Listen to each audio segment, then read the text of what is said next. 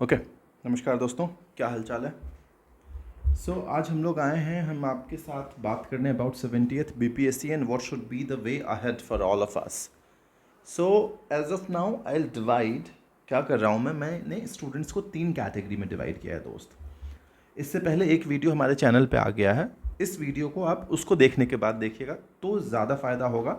इसको आप पुराने वाले वीडियो जो रोहित ने बनाया है उसका एक्सटेंशन समझिए आप इस वीडियो को, ठीक है।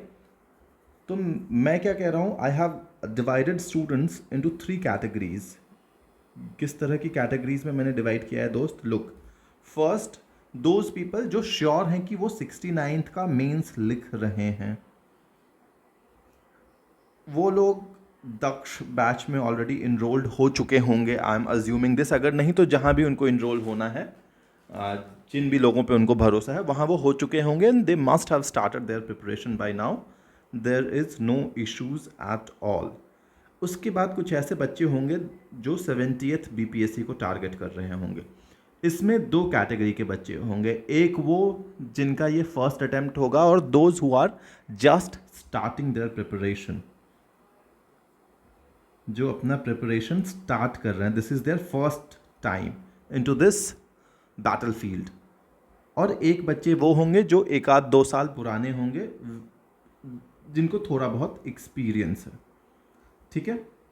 इस कैटेगरी ऑफ बच्चों के लिए ये वीडियो नहीं है। अगर आप देख रहे हैं तो टाइम वेस्ट मत करो दोस्त, पढ़ाई लिखाई कर लो, मेंस वेंस पढ़ लो, ठीक है। पॉलिटी वॉलिटी जो भी पढ़ना है पढ़ लो, लाइफ थोड़ा आसान हो जाएगा जब परीक्षा दोगे तो। जो सेकंड कैटेगरी ऑफ स्टूडेंट है, इसको छोड़ के मत जाओ, सुन लो क्या कहना चाह रहे हैं, ज़्यादा लंबा वैसे भी आदत नहीं है। दोस्त, हमारा सिर्फ ये कहना है कि जो भी बच्चे, those who are starting their preparation right now, they will have easier job. उनके लिए जो रोड अहेड है that will be easier, where in जो एक्सपीरियंस्ड बच्चे हैं उनके लिए थोड़ा मुश्किल होगा। अब तुम कहोगे ऐसा कैसे, आप तो उल्टा कह रहे हैं। आइडियली तो जो एक्सपीरियंस्ड हैं उनके लिए आसान होना चाहिए, और जो those who have just started the preparation उनके लिए थोड़ा कठिन होना चाहिए, क्योंकि एक्सपीरियंस्ड वाले बच्चों ने पढ़ रखा है और जो नए बच्चे उन्होंने तो कुछ नहीं पढ़ा है। तो लुक माय डियर फ्रेंड, इन बच्चों को क्या करना है, सिर्फ लर्न करना है। They have to just learn the things, whereas इन बच्चों को they have to unlearn what they have learned earlier and then they have to learn. ये प्रोसेस आसान है मेरे दोस्त, लर्निंग का प्रोसेस आसान है, ये अनलर्न करना बहुत मुश्किल है। अगर आज के डेट में तुम मुझे कहो, जो वो बच्चा जिसने पूरा घटना चक्र याद कर रखा है उसको कहो कि एक बार तनी NCERT पढ़ लो ना, उसको लगेगा कि बाप रे बाप, हमको तो सब आता है, हम NCERT कैसे पढ़ लें, NCERT तो छोटा किताब है। वेयर एज अगर इस बच्चे को कहो कि दोस्त एक बार NCERT पढ़ लो 9वीं कक्षा का, वो आराम से पढ़ लेगा, उसको कोई दिक्कत नहीं है। इसको कहो NCERT पढ़ लीजिए 8वीं 9वीं कक्षा का, उसको लगेगा यार घटना चक्र पढ़ लिए, सब तो याद ही है, कौन आया, कौन से शिप से गए गांधी जी, ये तक हमको पता है, NCERT में थोड़ी ना मिलेगा वो। तो इसलिए हमारा कहना है कि जो एक्सपीरियंस बच्चे हैं जिन्होंने पहले पढ़ रखा है थोड़ा बहुत, उनके लिए जर्नी थोड़ी कठिन है, उनको पहले अनलर्न करना होगा and then they will have to learn, ठीक है। Having said all these things, let us go ahead and talk next stuff. दूसरी चीज़ ये है दोस्त, we have talked about NCERT in our previous video में हमने आपको बता दिया कि NCERT, how much NCERT is important and how this is the most important book which you should have, and आपको एक बार नहीं एक बार उसको पढ़ना ही चाहिए। Fair enough, I also agree with all those points, but having said all this, I have few other points to say. क्या is NCERT sufficient आपके एग्ज़ाम क्लियर करने के लिए? मेरी अंडरस्टैंडिंग है नो। मेरी अंडरस्टैंडिंग है, हो सकता है मैं थोड़ा गलत हूँ, बट आई फील कि फॉर सिविल सर्विसेज का एग्ज़ाम, चाहे स्टेट PCS हो चाहे UPSC हो, NCERT alone is not sufficient. एक चीज़ दिक्कत ये होगी कि NCERT आपको खुद से समझ में नहीं आएगा, that is difficult to understand. However अगर आप 11th-12th की NCERT पढ़ने की कोशिश करोगे तो that will B too difficult for you. जो करंट डेंसिटी वाला क्वेश्चन है वो आई गेस 12th के NCERT में दिया हुआ है, वो आप नहीं पढ़ सकते हैं खुद से। वो जो इंजीनियरिंग बैकग्राउंड या जिसने 11th-12th में फिजिक्स नहीं पढ़ रखा है उसके लिए थोड़ा कठिन होगा उस चीज़ को समझना, ठीक है। तो NCERT alone is not sufficient. Even if it is sufficient, you alone on your own cannot complete NCERT that two of 11th and 12th class, 10वीं कक्षा तक आप कर सकते हैं, 11वीं 12वीं आपसे नहीं होगा। जैसे मुझे अगर कहोगे 11th 12th की बायोलॉजी पढ़ने को, मैं नहीं पढ़ पाऊंगा, मैं समझ ही नहीं पाऊंगा। तो वो ऐसी पढ़ाई जो समझ नहीं सकते हैं उसका कोई औचित्य नहीं रह जाता। ठीक है, देखो दोस्त, तैयारी के लिए एनसीईआरटी इनफ है। जो टीचर वाले बच्चे हैं उनके लिए एनसीईआरटी इनफ है, because you are suppose to know NCERT, क्योंकि आपको पढ़ाना ही वही है ना।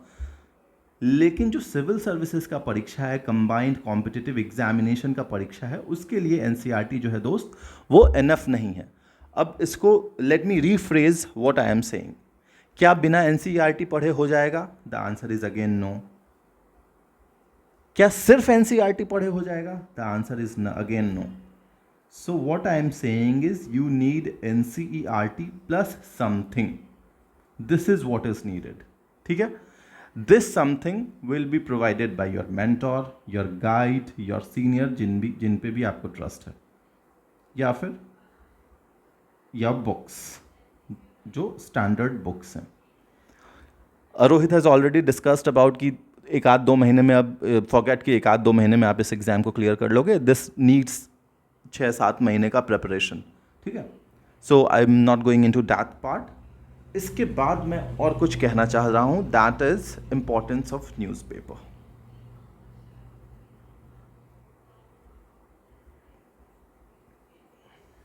ठीक है, अब वो ज़माना गया जब हम लास्ट में कोई किताब उठाते थे, मंथली मैगजीन या ईयरली मैगजीन उठाते थे और वन लाइनर्स याद करके चले जाते थे दोस्त। Gone are those days. वे दिन हवा हुए जब हम ऐसा काम कर लेते थे और हमको परीक्षा में मार्क्स भी आ जाते थे। अब वो ज़माना है ही नहीं। अब दोस्त प्रीलिम्स प्लस मेंस पढ़ने का टाइम है। अब तुम कहोगे मेंस का कोर्स बेच रहे हैं क्या? नहीं दोस्त, सुन लो हमारी बात before you make any judgment. आपको न्यूज़पेपर पढ़ना है। न्यूज़पेपर से आपको, न्यूज़पेपर क्या है इंग्लिश के लिए दोस्त? दो ही अखबार आते हैं, हिंदू या फिर इंडियन एक्सप्रेस। हिंदू थोड़ा कठिन होता है समझने में, इंडियन एक्सप्रेस रिलेटिवली आसान भाषा का इस्तेमाल करता है। हिंदी वाले जो बच्चे हैं वो जनसत्ता पढ़ लें या फिर दैनिक जागरण पढ़ लें, राष्ट्रीय संस्करण ऑब्वियसली। ठीक है, ये दो किताब न्यूज़पेपर्स पढ़ लें। इसमें क्या पढ़ना है? इसमें तो आप एक जो फ्रंट पेज होता है वो पढ़ लें, ओपिनियन वाला पेज पढ़ लें, और इंडियन एक्सप्रेस में एक्सप्लेन पढ़ना आता है वो पढ़ लें। लुक, जो दोस्त जितना टाइम तुम एनसीईआरटी पढ़ने को देते हो उसका कम से कम आधा टाइम न्यूज़पेपर को दो। आई मीन टू से कि दिन में एटलीस्ट 30 मिनट्स टू 45 मिनट्स आपको न्यूज़पेपर को देना ही है। इसके बिना प्रिपरेशन अधूरा हो जाएगा दोस्त आपका। तो इसलिए न्यूज़पेपर में आप प्रीलिम्स के फॉर्डर भी कलेक्ट कीजिए और मेंस के पॉइंट भी कलेक्ट कीजिए। कैसे करेंगे वो भी मैं बताता हूं।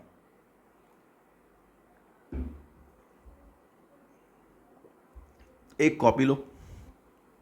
तुम्हारे कितने पेपर हैं मेंस में? मेंस के हिसाब से मैं बता रहा हूं दोस्त। अभी तुमको लगा क्या अभी से मेंस का फॉर्डर हम लिखना चालू करते? Yes, start writing now. Make 2 copies, GS1 and GS2। ठीक है, और आपको GS1 और GS2 के इंपॉर्टेंट पॉइंट्स जो हैं, कौन कौन सा थीम्स है, जो सो कॉल्ड थीम्स है, वो कहाँ से मिल जाएगा? वो हमारी किताब ऑलरेडी है, BCW का GS1 और GS2 प्रीवियस ईयर क्वेश्चंस का एक्सप्लेनेशन सोल्यूशन है, वो आपको मिल जाएगा। वहाँ से आप इंपॉर्टेंट थीम्स बना लो। उस थीम्स को हर 5-6 पन्ने एक थीम को डेडिकेट कर दो। Do not right anything from that book. वो बुक सिर्फ थीम के लिए रख लो, या कोई भी किताब ले लो, वहाँ से आपको थीम मिल जाएगी। या फिर आप खुद अगर एनालिसिस कर लोगे एक आध दिन में तो आपको थीम का एक फेयर अबाउट आइडिया हो जाएगा। अब लेट्स से आपने पॉलिटी का एक थीम फाइंड आउट किया, फेडरलिज्म। ठीक है, तो जब भी सेंटर स्टेट रिलेशनशिप पे कुछ भी न्यूज़ आता है, चाहे वो GST काउंसिल का हो, चाहे वो इंटर स्टेट का हो, चाहे कुछ भी सेंटर स्टेट रिलेशन, चाहे फॉर दैट मैटर गवर्नर का हो, गवर्नर जो एक लिंक की तरह एक्ट करता है बिटवीन सेंटर एंड स्टेट, अगर वहाँ से कुछ न्यूज़ आता है, do right that in that theme के पॉइंट्स में जो भी फॉर्डर पॉइंट्स मिल रहे हैं। सिमिलरली दोनों कॉपी में आपको थोड़ी मेहनत लगेगी शुरुआत में, लेकिन trust me my dear friend, जब आप ये मेंस के लिए जब आप इसको उठाएंगे, जब आप कोई भी किताब पढ़ेंगे तो आपको लगेगा कि all those things you already have done. ठीक है, ये आपको थोड़ा मेहनत करना पड़ेगा। अगर आप फुल टाइम स्टूडेंट हो तो प्लीज़ डू दिस। प्रीलिम्स के लिए मेक अनदर नोट्स जिसमें आप करंट अफेयर्स लिख लो, और do not read one liners. Newspaper पढ़ो, उसके थोड़ा डीप डेप्थ में पढ़ लो कि क्या है, क्यों है, कैसे है, कब हुआ। जैसे अगर अभी इज़राइल पैलेस्टीन अगर कुछ चल रहा है तो मैप बना लो कहाँ इज़राइल है, कौन कौन से कंट्रीज़ इसको सराउंड कर रहे हैं। इस तरह की चीज़ें आपको पता होनी चाहिए। क्या हिस्ट्री है, तो अगर कुछ हिस्ट्री दोनों शेयर करते हैं आपस में तो उसके बारे में जान लो। इंडिया क्या क्या लोकस है, लोकस क्या स्टैंड है उस पर, वो जान लो। इतनी चीज़ें आपको करनी चाहिए हमारी समझ से। मूविंग अहेड, मैंने अभी तक आपको क्या बताया दोस्त? मैंने आपको एक इंपॉर्टेंस ऑफ न्यूज़पेपर बताया। एनसीईआरटी का importance has already been told to you in the previous videos. But is NCERT sufficient? No, you need something extra which I am representing with Delta. उसके अलावा I have also, yes, जो experience बच्चे हैं, do unlearn thing. Unlearn का मतलब ये हुआ कि आप भूल जाओ कि आपने कुछ पढ़ रखा है। अगर पढ़ रखा है वेल एंड गुड, उसको बाद में हम कंसोलिडेट कर लेंगे, उसको ख़त्म करने नहीं कह रहे हैं, कैसे भूल कैसे सकते हो। But start reading books, there is no substitute for books. ठीक है, जिस भी किताब पे एवरीवन नोज कौन कौन सी किताबें अवेलेबल हैं मार्केट में, कौन कौन से स्टैंडर्ड बुक्स हैं। I mean everyone knows, Bipin Chandra है, लक्ष्मीकांत है, एनसीईआरटीज़ हैं, जोग्राफी के लिए 11th-12th की एनसीईआरटी है, एवरीवन नोज दोज बुक्स। ठीक है, दत्त एंड सुंदरम है अगर आप मेंस के लिए पढ़ रहे हो, एवरीवन नोज दोज बुक्स। तो दोस्त start reading that books. One more important point which needs to be elaborated कि पहले हम लोग क्या करते थे दोस्त? पहले हम लोग हिस्ट्री पढ़ लेते थे, बिहार स्पेशल पढ़ लेते थे, करंट अफेयर्स पढ़ लेते थे, साइंस पढ़ लेते थे। इतना पढ़ के चले जाते थे और हम समझते थे कि हमारा बीपीएससी का प्रीलिम्स परीक्षा पास कर जाएंगे, उसमें कोई दिक्कत नहीं होगा। लेकिन अब दोस्त अगर खाली इतना पढ़ के जाओगे तो रिमेन श्योर कि नहीं पास करेंगे, इतने से नहीं होगा। नाउ अगर आप इस बार का पेपर एनालाइज करेंगे तो बिहार स्पेशल से ज़्यादा क्वेश्चन उन्होंने ज्योग्राफी से पूछ रखा है। इकोनॉमिक्स से भी उन्होंने अच्छे खासे नंबर ऑफ क्वेश्चंस पूछ रखे हैं। ठीक है, polity you all know was tough and having good amount of question, 10-12 questions. Now reading all these 3, 7 to 8 parameters जो हैं, दोज आर इक्वली इम्पॉर्टेंट। पहले हम इन सबको 2, 4, 10 वीडियोज़ में हम ख़त्म कर देते थे, इतने ही हम पढ़ाई करते थे। Now my dear friend, you need to give equal amount of time on all these subjects as well. You cannot leave any subject. अब वो ज़माने चले गए कि हम 4 ही सब्जेक्ट पढ़ेंगे और हम पास कर जाएंगे, वैसी बात नहीं है। Now you'll have to put in effort on polity as well, on geography as well, on economics as well. ठीक है? So this time we are what we are doing. हम लोग अभी इस फेज़ में हैं दोस्त। साइंस वाला पार्ट हम आपको पहले भी बताते आए हैं। अब हम टेक्नोलॉजी वाले पार्ट में थोड़ा हम देख रहे हैं कि हमको आपको कहाँ कहाँ तक बताना है, क्या बताना है। इसलिए जो रोहित ने आपको पिछले वीडियो में बताया कि will be starting something from 15th of this month, so we are wondering कि क्या क्या चीज़ें हम इसमें इंक्लूड कर सकते हैं, क्या और हम आपको बता सकते हैं। पहले इकोनॉमी में आई गेस 7-8 वीडियोज़ आपको मिलते थे। Now almost it will be double of what we use to get earlier. इसको 20-25 वीडियो एटलीस्ट करना पड़ेगा, तभी जाके स्टैगफ्लेशन वाला सवाल। लुक माय डियर फ्रेंड, मैंने आपको अपने वीडियो में स्टैगफ्लेशन बताया था, जो भी बच्चे पढ़े हैं। बट यार स्टैगफ्लेशन उतनी जानकारी से वो क्वेश्चन बनने वाला था नहीं। जिसने ऑल ऑफ द अबव मारा है वो तुक्का है, जिसने 3 and 4 मारा है वो भी तुक्का है यार। ठीक है, स्टैगफ्लेशन सभी लोगों ने बताया होगा, स्टैगफ्लेशन जो भी पढ़ाते हैं उन्होंने बताया होगा स्टैगफ्लेशन क्या होता है। लेकिन क्या उस नॉलेज से हम स्टैगफ्लेशन का आंसर बता सकते थे? Look, the answer is no. I mean अगर मैंने पढ़ाया और तो मैं कह दूं कि बन जाएगा, नहीं यार, वैसा नहीं बनेगा, नहीं बनेगा, किसी से नहीं बनेगा। मुझे अगर तुम एग्ज़ाम प्रेशर में रख दो और वो सवाल दे दो, मैं गलत कर दूंगा यार वो सवाल। ठीक है, तो यार हमको डेप्थ में तो पढ़ना है यार। ऐसा नहीं है कि सुपरफिशियली पढ़ने से अब नहीं चीज़ें होंगी। You'll have to read in depth. वो डेप्थ कहाँ से आएगा? कॉन्सेप्ट पढ़ेंगे।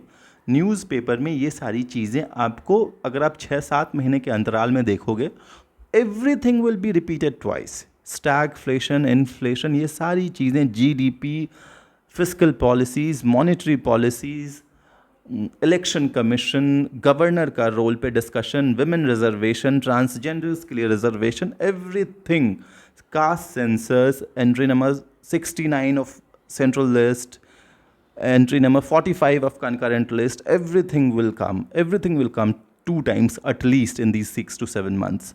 हमको उसको अपने कॉपी में लिखना है और पढ़ना है. Having said all these things, I guess कि what I wanted to convey is clear. आपने पुराना वीडियो देखना है रोहित का, अगर सबसे पहले इस वीडियो पर है, do not start from this, go and see the earlier video जो रोहित का आया है and then come to this.